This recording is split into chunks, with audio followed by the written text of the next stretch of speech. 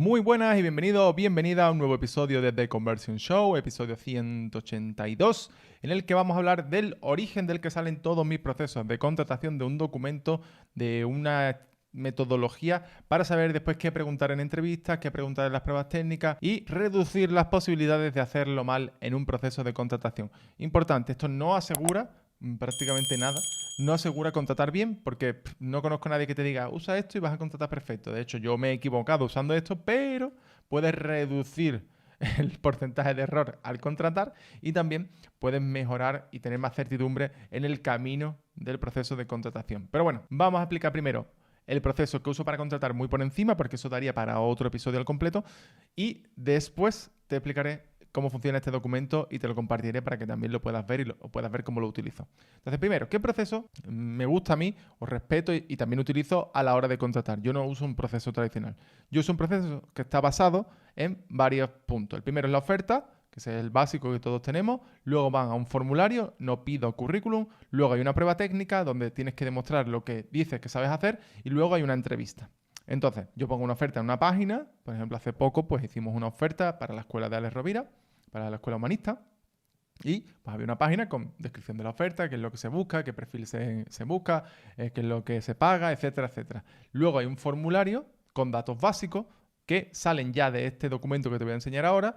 Y el famoso vídeo que hay que enviar siempre, que siempre recomiendo de que pongan un vídeo para ver un poquito a la persona y ver también si sigue instrucciones. Luego, si superas ese primer filtro, hay una prueba técnica para ver lo que sabes hacer. Pues, por ejemplo, en el proceso este que fue de especialista en venta, pues se pedía que se le hacía situaciones de venta concretas, se les pedía un audio, se les pedía ver cómo presentarían, qué guión utilizarían para esa llamada, etcétera, etcétera. Pruebas de campo, es decir, de cosas que te ocurrirán en tu trabajo en el futuro si entras. Y posteriormente una entrevista. Si pasa ese filtro, digamos, imagínate que hay 100 personas, luego en la prueba técnica hay 20 y en entrevista hay 5, 4, más o menos eso.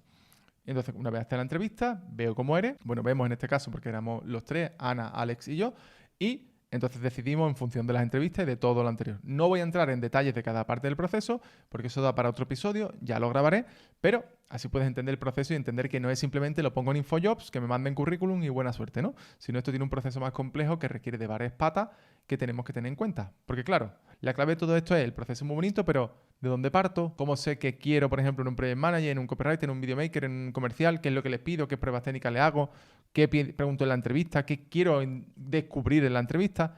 Pues todo esto es lo que responde un documento llamado Scorecard que yo aprendí en el libro Scaling Up de Bert Harnish. Muchas cosas en inglés, de hecho me ha salido hasta el acento ahí de muchas cosas en inglés, pero vamos poco a poco. Entonces, la herramienta se llama Scorecard, y yo la aprendí en el libro Scaling Up, como de escalar. De todas formas, lo tienes enlazado en javipastor.com/182 o en la descripción del vídeo de YouTube.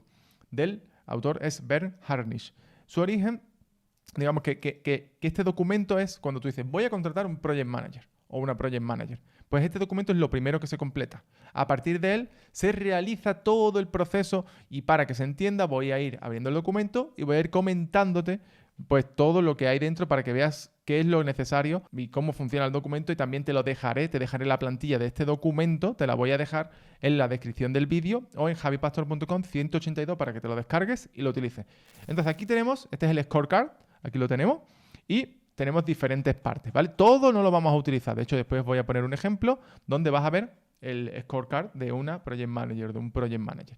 Entonces, ¿cuáles son las cosas que necesitamos poner en este scorecard que nos van a dar información? Evidentemente, primero el puesto. ¿Qué puesto vas a contratar? Pues en este caso, Project Manager. Luego, descripción del puesto. Aquí puedes describir más o menos. Por ejemplo, nosotros lo que hacíamos era qué tipo de jornada es y en qué formato es. Pues, por ejemplo, jornada completa en formato teletrabajo. O freelance en formato teletrabajo, evidentemente. O media jornada presencial, lo que sea, ¿no?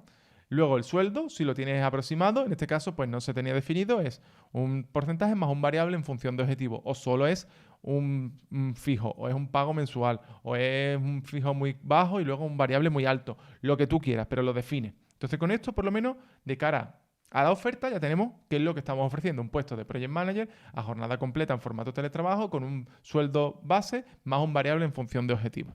Fantástico. Luego tenemos la misión. La misión es qué tiene que hacer esta persona, cuál es su misión como empleado dentro o empleada de la empresa. Entonces, la misión, en este caso, ¿no? Lideran los proyectos de la escuela para asegurarse de que se realizan en los plazos correctos, con un estándar de calidad adecuado y hacer el seguimiento de los distintos integrantes de cada proyecto. Su misión es decir cuándo, cómo y quién en cada proyecto y asegurarse de que las 3 variables cumplen con los plazos y objetivos. Es decir, solo con esto una persona debería entender cuál va a ser su función dentro de la empresa, más allá de lo que está abajo. Entonces, si tú a alguien le dices, mira, te voy a contratar para que lideres los proyectos de la escuela, te asegures de que todo llega a plazo, de que el estándar de que llegan con buena calidad, evidentemente, no llegar a plazo y mal, y también de que haga seguimiento de todas las personas que están en ese proyecto para que entreguen a tiempo y con calidad. Entonces, tu misión es decir cuándo hay que entregar las cosas, cómo, qué es el estándar de calidad, las quieres y quién tiene que hacer cada cosa. Y asegurarte de que esas 3 variables se cumplen con los objetivos de la empresa. Entonces, bueno, puedo entender muy rápido qué es lo que se espera de mí. Entonces, esto después es lo que va muchas veces a la oferta, a la página de la oferta y ahí se detalla, ¿no?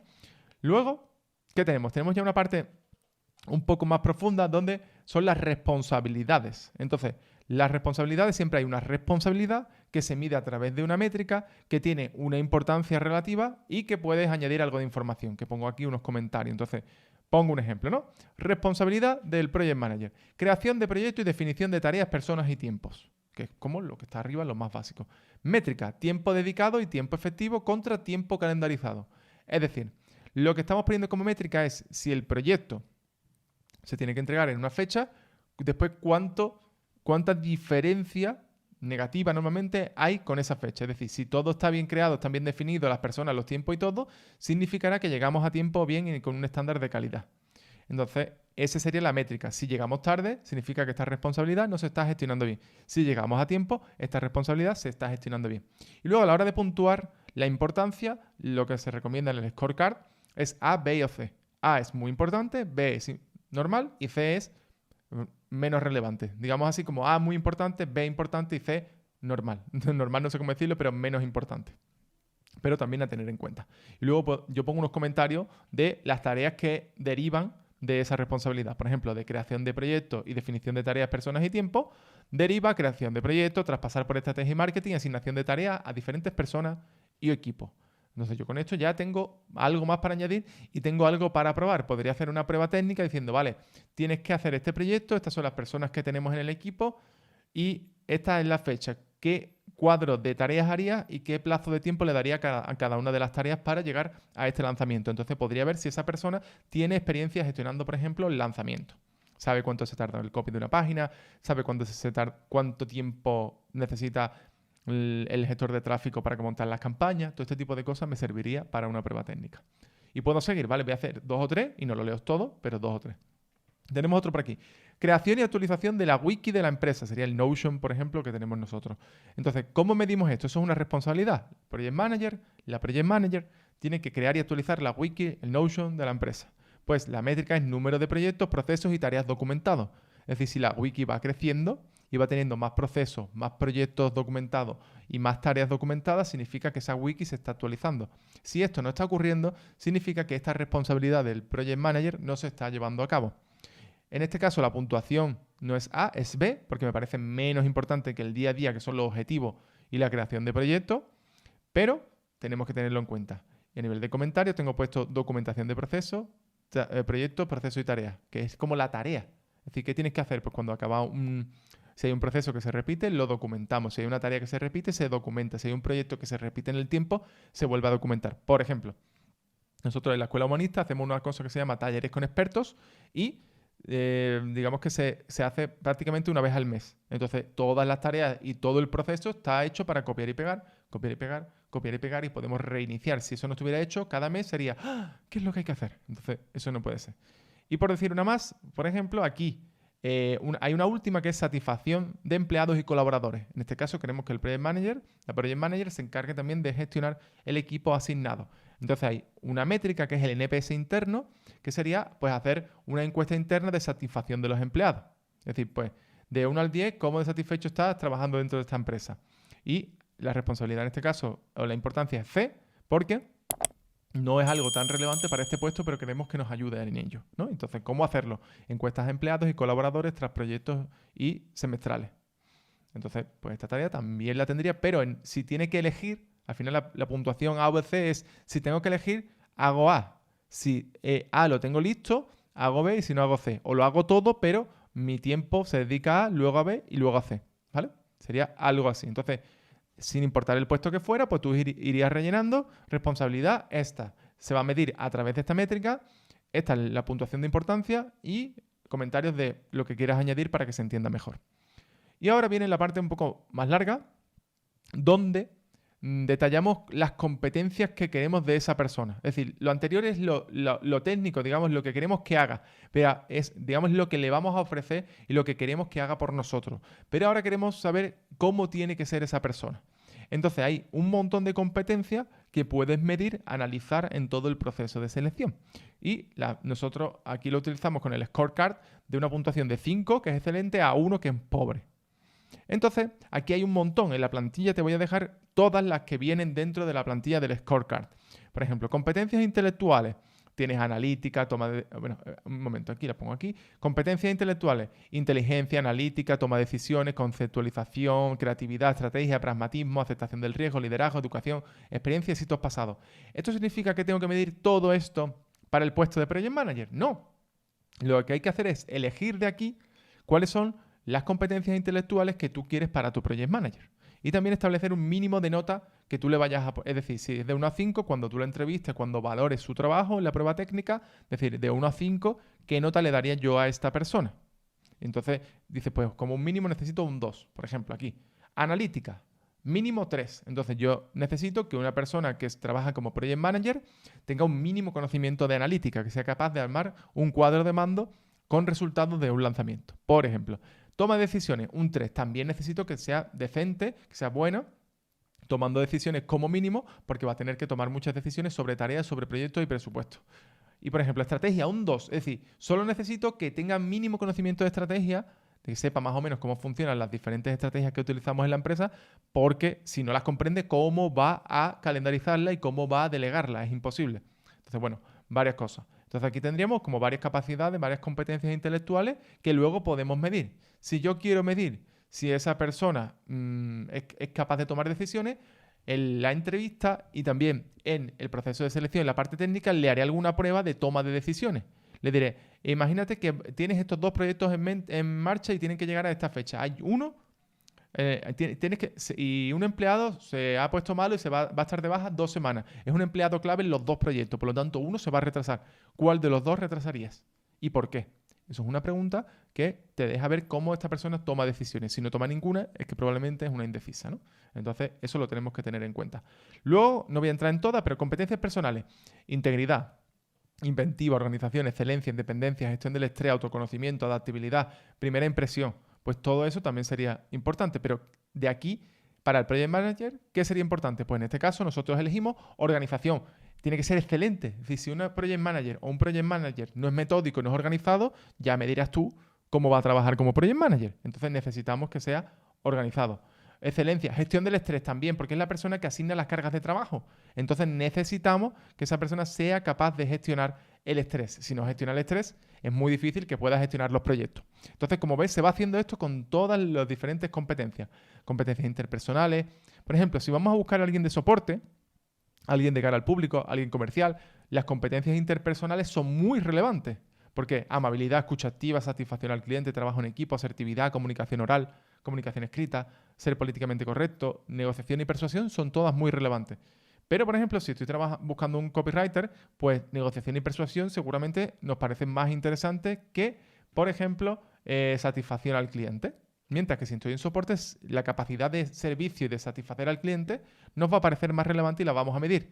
Por eso, en una prueba a una persona de soporte al cliente, le vamos a poner casos concretos de clientes enfadados, de clientes que preguntan cosas, de resolver problemas y ver cómo los satisface.